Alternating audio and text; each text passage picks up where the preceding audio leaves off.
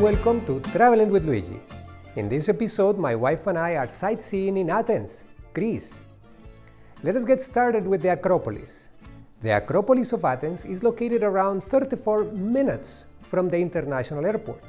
What is the Acropolis of Athens? It is a core fortified area or citadel located on a rocky outcrop above the city of Athens.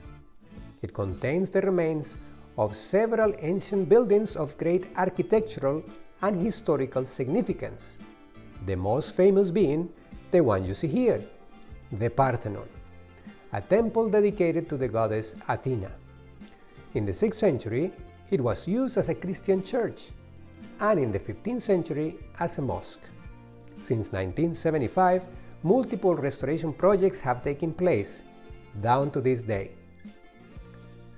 But to get to the Parthenon, you first need to go through the Propylaea, this building that serves as a gate of entrance to the Acropolis.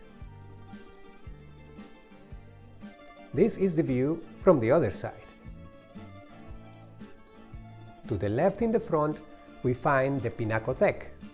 Ancient records indicate that this part of the building was used to display paintings. This is the Erechtheion, or Temple of Athena Polias, dedicated to the goddess Athena, and possibly also the sanctuary of Erechtheos, or Poseidon, with this being the porch of the maidens. This is the Herodes Atticus Theatre, an amphitheater built at the base of the Acropolis in Roman times, about 161 AD, by the Roman philosopher, teacher and politician Herodes Atticus. It was built in the memory of his wife Aspasia Regilia. Live classical theater performances are held in this place down to this day. Next, we have the Acropolis Museum. It was built to house every artifact found on the rock and on the surrounding slopes of the Acropolis of Athens, and is located only a 400 meters or 440 yards walking distance from it. The museum is the largest modern building erected so close to the ancient site. This museum was founded in 2003. It opened to the public on June 20th, 2009. More than 4,250 objects are in display over an area of 14,000 square meters. The collections of the museum are exhibited on 3 levels, while a 4th middle level houses the auxiliary spaces such as the museum shop, the cafe, and the offices. These images you have been watching show the 2nd floor that displays artifacts and sculptures from the Acropolis buildings and findings from Roman and early Christian Athens. Architecturally, the building is very impressive, with plenty of natural light. Also, not shown on this video, is an excavation site at the base of the building. Be sure not to miss it during your visit. You should plan on spending at least 2 hours to get the most out of it. And these last shots show you the view from the terrace at the cafe. You can see the Acropolis from there, and very nice sunsets if you happen to go there at this time of the day. Moving on to the ancient Agora of Athens, also called the classical Agora. It is located to the northwest of the Acropolis. The ancient people of Athens used this place for commercial purposes, as well as gathering place. You can think of it as the mall of back in the day, where people will gather, shop, conduct business, and see other people and friends. This roofed colonnade you've been looking at is called the Stoa of Athens. It was built in the 2nd century BC to house shops. In present day, after repairing it and adapting it, is used as the Museum of the Ancient Agora. From the objects found, this is the Kleroterion, or marble ballot box, a device that randomly dispensed black or white tokens which the Athenians used to select citizens for jury service. Also, some familiar objects from a typical household dated from the early 5th century. Leaving the Stoa of Athens, we encounter the ruins of the Middle Stoa, approximately in the middle of the Agora, and divides it into the north and south areas. Looking towards the Acropolis, we find the Holy Church of the Holy Apostles of Solakis from the 10th century AD. The architecture of the building is very similar to other churches in Athens.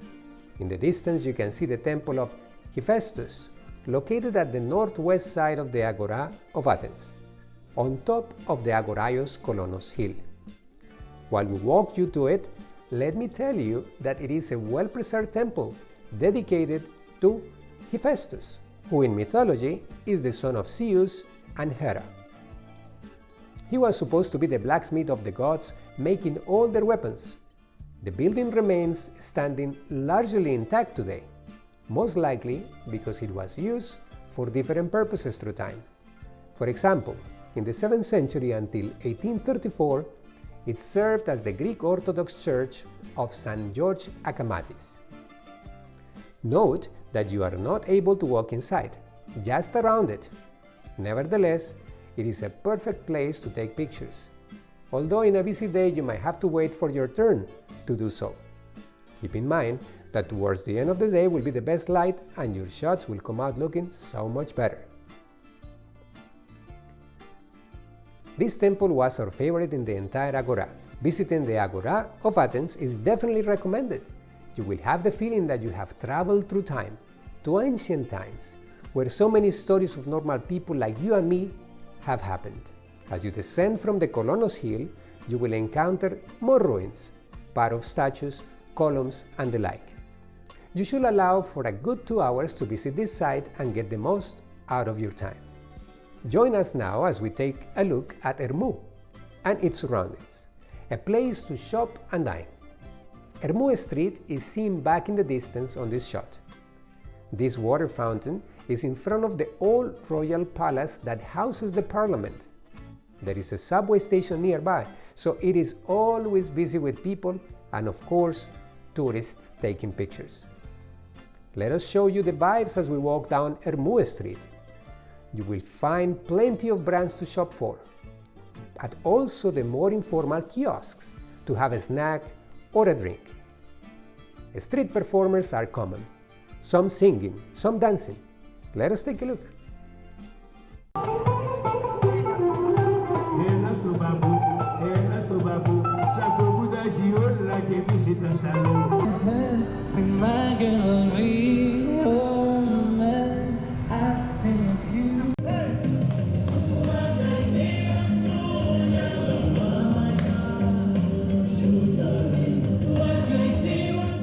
No doubt, those who enjoy shopping will have an awesome time here. Let me show you another landmarks you can visit within walking distance. This is the church of Panagia Kapnekarea, right in the middle of Emu Street. It is one of the oldest Greek Orthodox churches in Athens, dedicated to Virgin Mary. It was built over an ancient Greek temple dedicated to the worship of a goddess, possibly Athena, around the 11th century. There are quite a few paintings depicting Mary, our Lord Jesus, and the saints, but you will not find statues, which is characteristic of the Greek Orthodox faith. This is the Metropolitan Cathedral of Athens. It is a third-aisle domed basilica, measuring 40 meters long by 20 meters wide and 24 meters high. Construction started in 1842, and with marble from 72 demolished churches, and it was completed on May 1862. It is dedicated to the Annunciation of the Mother of God.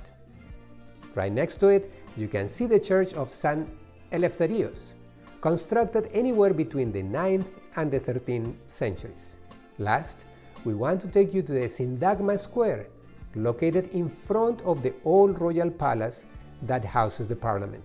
You can see guards standing motionless for 1 hour at a time.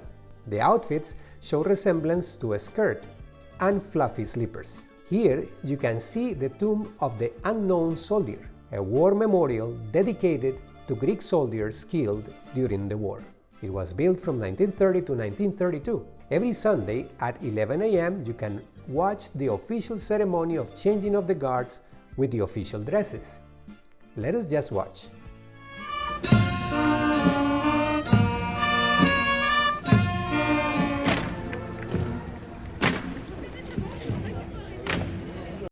Well friends, that's it for this episode.